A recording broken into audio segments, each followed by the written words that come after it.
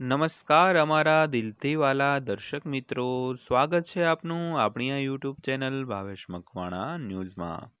તો મિત્રો, આજના વિડીયોમાં આપણે વાત કરવાના છીએ પેન્શનરો અને નિવૃત્ત કર્મચારીઓ માટે આજરોજ તારીખ 21/11/2025થી નવો નિયમ લાગુ થતાં પેન્શનમાં થશે 22,500 રૂપિયાનો વધારો.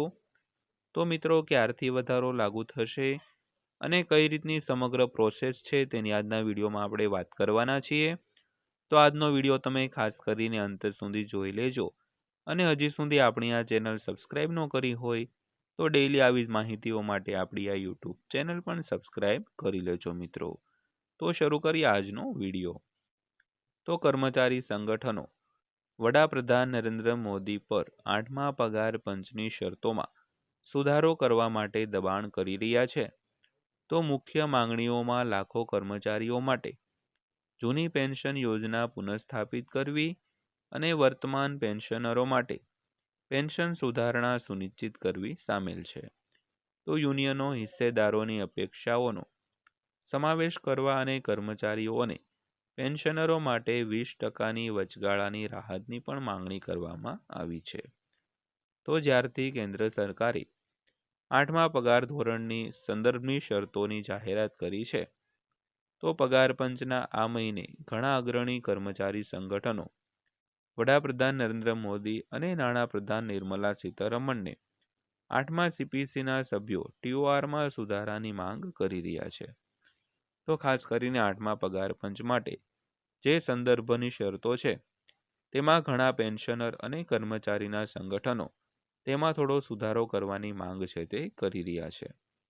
તો હવે કેન્દ્રીય કર્મચારીઓને માટેની સંયુક્ત સલાહકાર મશીનરી એટલે કે NCJCMની રાષ્ટ્રીય પરિષદ એ પીએમ મોદીને પત્ર લખીને 8મા સીપીસીની સંદર્ભ શરતોમાં સુધારો કરવા અને રાષ્ટ્રીય પેન્શન સિસ્ટમ હેઠળ કેન્દ્ર સરકારના કર્મચારીઓ માટે જૂની પેન્શન યોજના એટલે કે OPS પુનઃસ્થાપિત કરવા વિનંતી કરી છે.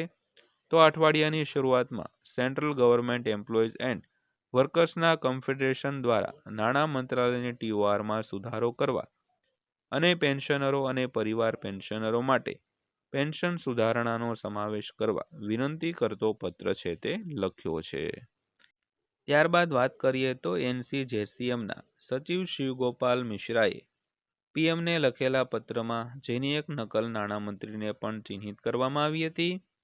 તો 8મા સીપીસીમાં સુધારણા માટે અનેક સૂચનો આપ્યા છે. તો સીપીસી ટીઓઆર તેમણે કહ્યું છે કે આ સુધારા સશસ્ત્ર દળોના કર્મચારીઓ સહિત વર્તમાન અને નિવૃત્ત કેન્દ્ર સરકારના કર્મચારીઓના મોટા હિતને પૂર્ણ કરશે. તો પત્રમાં NCJCMએ પીએમને 8મા પગાર પંચમાં સુધારો કરવા કહ્યું છે. તો સીપીસી ટીઓઆર અને નીચેના મુદ્દાઓનો સમાવેશ કરવામાં આવે છે. તો હિતધારકોની અપેક્ષાઓ કલમ પુનઃસ્થાપિત કરવી. તો હાલના પેન્શનરો માટે પેન્શન સુધારણાનો સમાવેશ કરો. તેમજ NPS હેઠળ હાલમાં 26 લાખ કર્મચારીઓ માટે જૂની પેન્શન યોજના પુનઃસ્થાપિત કરો. તેમજ નોન કોન્ટ્રીબ્યુટરી પેન્શન યોજનાનો અનફંડેડ ખર્ચનો વાક્ય કાઢો અને 1 જાન્યુઆરી 2026ને 8મા પગાર પંચની અસરકારક તારીખ તરીકે જાહેર કરો. તો વાત કરીએ તો NCJCMએ હિસ્સેદારોની અપેક્ષાઓનો એક મહત્વપૂર્ણ વાક્ય કહ્યું જે 7મા પગાર પંચનો મુખ્ય ભાગ હતો. તો 8મા પગાર પંચના ટીઓઆર ગુમ છે અને સીપીસી ટીઓઆર તે લખે છે કે આ વાક્યને બાકાત રાખવાથી કેન્દ્ર સરકારના લાખો કર્મચારીઓને નિરાશાજનક સંકેત મળે છે. તો સંસ્થાએ વડાપ્રધાનને વિનંતી કરી છે કે તેઓ 8મા પગાર ધોરણની હિતધારકોથી અપેક્ષાઓને ધ્યાનમાં રાખીને વાક્ય ફરીથી સાબિત કરે. તો ખાસ કરીને હાલના પેન્શનરો માટે પેન્શન સુધારણાનો સમાવેશ કરો. કર્મચારી સંગઠનોએ લખ્યું છે કે 8મા સીપીસી કર્મચારીઓ અને પેન્શનરોને આવરી લેશે તેવા સરકારી નિવેદનો છતાં ટીઓઆરમાં પેન્શન સુધારણાનો ઉલ્લેખ કરવામાં આવ્યો નથી. તો તે લખે છે કે 7મા સીપીસીના ટીઓઆરમાં નીચેનાનો સમાવેશ થાય છે અને પેન્શન અને અન્ય નિવૃત્તિ લાભોના માળખાને સંચાલિત કરતા સિદ્ધાંતોની તપાસ કરવા માટે, જેમાં આ ભલામણોની અસરકારક તારીખ પહેલાં નિવૃત્ત થયેલા કર્મચારીઓના કિસ્સામાં પેન્શન સુધારણા કાર્યક્રમ યોજવો. ત્યારબાદ વાત કરીએ તો જૂની પેન્શન યોજના પુનઃસ્થાપિત કરવી.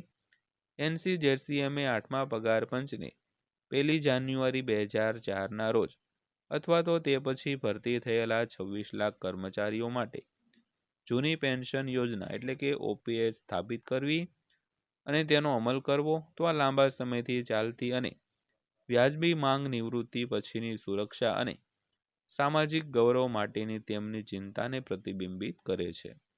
તો આ બાબતોને 8મા પગાર પંચના TORના દાયરામાં લાવવાની પણ વિનંતી કરવામાં આવે છે. તો આ પત્રમાં આવું કહેવામાં આવ્યું હતું. તો મિત્રો, આ હતી આજની માહિતી. વિડીયો અંત સુધી જોયો તે બદલ આપનો દિલથી આભાર.